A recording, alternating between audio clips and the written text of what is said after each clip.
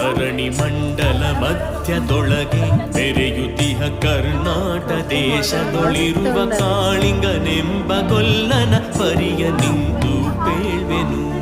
ಧರಣಿ ಮಂಡಲ ಮಧ್ಯದೊಳಗೆ ಬೆರೆಯುತಿಹ ಕರ್ನಾಟ ದೇಶದೊಳಿರುವ ಕಾಳಿಂಗನೆಂಬ ಗೊಲ್ಲನ ಪರಿಯ ನಿಂತು ಪೇಳ್ವೆನು.